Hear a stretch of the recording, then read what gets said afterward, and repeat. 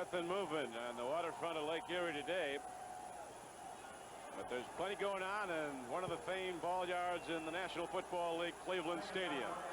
The chill factor 30 degrees below zero. This is Don Criqui with John Brody as we're ready now for the start of the fourth quarter. Jim Plunkett and the Raiders with a long way to go. They have second down and 11 from their 19-yard line, and Cleveland is in the lead 12-7. Hand off to Kenny King. Fighting and working hard. Kenny King comes across the third down and 4 now for Plunkett and the Raiders. Look at that. Underhand he goes to Mark Van Eegen. He's got a first down and more. As Jim Plunkett gets innovative, shuffles the ball underhand to Mark Van Eegen, and the end result is a first down out to the 39-yard. Thing to get in on the passer to no avail. 13-yard gain on that pass play. Now on first down, Plunkett throws and Branch comes down with the ball. And now the Raiders have crossed midfield. And in the cold of Cleveland, they're down to the 42-yard line with 13:28 to play. In seasons in the NFL, gets the big gainer for the Oakland Raiders. Handoff, Kenny King, not much there. Hard hit. Robert Elton Jackson. Second down and 10 for the Raiders. They're trailing 12-7 in the fourth quarter. Plunkett guns it long. Raymond Chester catches the ball all the way down at the 16-yard line. That's a great catch. That's the best catch we've seen all day long. Chester caught one earlier where Darden was all over the top of him, as he was this time, but he didn't have to turn his body around and catch the ball in his hands. We mentioned the receivers have become a little bit more accustomed to it, but this is just a great catch. Well thrown ball, but a great catch. Cleveland 16-yard line. To the run, to Van Eegen, not much there. That thrives on running the ball on first down, trying to gain 4 or 5 yards. When they can't do it, continue to try. And they've been effective throwing the ball a little bit now in the second half. Those runs are almost a waste of time. Alzado's out. Let's see if they start pitching now. Elvis Franks, the pass rushers in. Plunkett's looking to throw. Firing. Raymond Chester ahead. Uncongested in the middle of the field. 3rd and 9 now, so if the Raiders can't make this one go, they'll be sending out their place kicker, Chris Barr. Cleveland's leading 12-7 in the fourth quarter.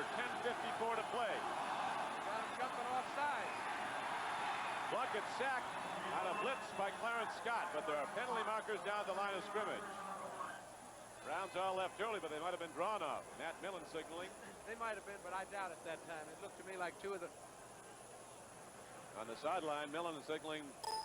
No, he gets his information. It's against Cleveland, but he's right. I'm sure he's churning inside, but he is a very stoic figure on the sideline. Shows virtually no emotion. Jim Plunkett looking into the end zone. He throws. He makes the connection. And down is Kenny King at the 2-yard line. It's a first down for the Oakland Raiders as Ambrose.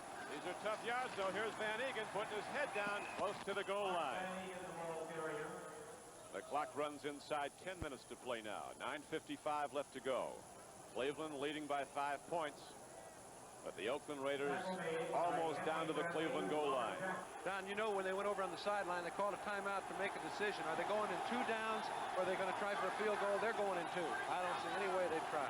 Plunkett might call his own number. Van Eegen makes no doubt about it. Mark Van Eegen crashes into the end zone, and the Oakland Raiders take the lead. The Raiders take the lead 13-12 with 9:22 left to play. Van Eegen with 2 touchdown runs from a yard out. Don, I do not know what the effect of the wind is, but I notice all the drives have been going this way, the way the Raiders are going right now. It seems to be a little bit easier to move the ball down the field.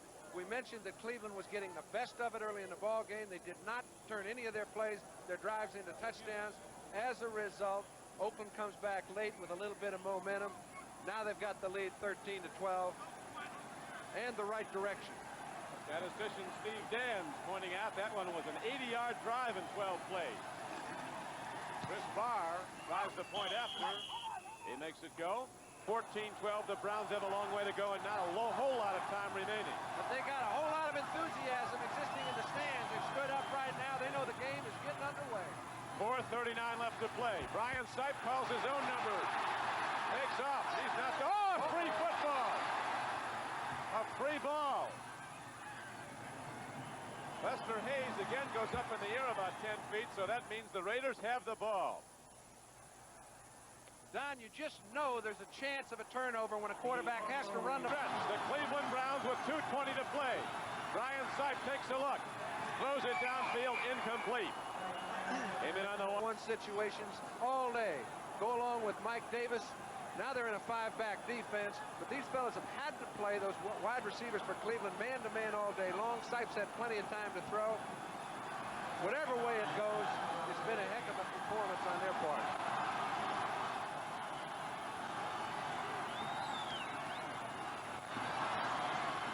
A throw down the field. The ball is caught by Ozzie Newsome, and he almost broke it. Ozzie Newsome. They had to move it just as far to kick a field goal as they would have had to make a touchdown. Sipe lets it go long and overthrows Greg Trail 14-12. Sipe hemmed in, grabbed by Big Bear John Matuzak. They blew it dead at the 45, so it's going to be third way to operate. They didn't take a timeout. 1:24 left to go. Third down and 10. Sipe throws, incomplete. But there's a penalty marker down, and it'll be a first down for the Cleveland Browns at the 44-yard line. Reggie Rucker was interfered with. You can see the two officials saw the play simultaneously. One of them thought it was a penalty, one of them didn't. The flag was thrown. He had a perfect angle on the play. Looked to me as if Osteen got away with a little something. Those fellas are watching close. Ball game for the first time. Sipe stands in, throws. Greg Pruitt caught the ball inside the 30. Cleveland trailing by 2.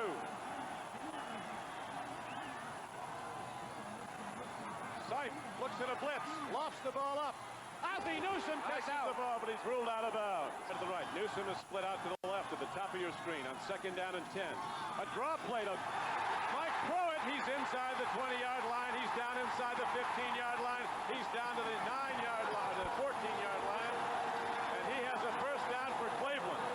Big call and a big, big result. Out of most of the day, there's a little less frost down it than the other end, the closed end. But there's a lot of ice down there. Well, we've seen one ball mishandled for an for a fake field goal.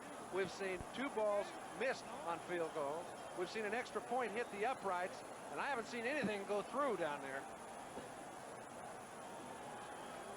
49 seconds left to play in the game.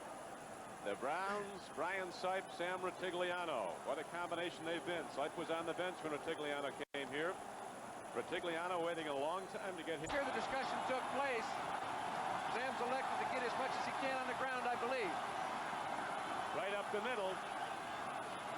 49 seconds to go. Wrong. Into the end zone. Was it intercepted? Oakland intercepted the ball. Michael Davis is the man that picked it off. That's just a great play at a very critical time.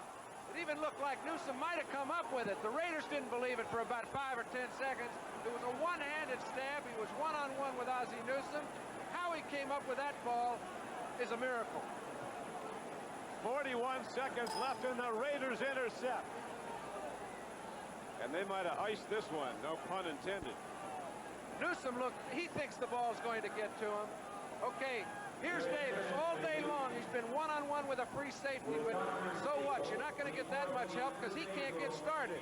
Newsome's trying to run his pattern. Davis cuts in front of him, picks the ball off. That's just a fantastic interception.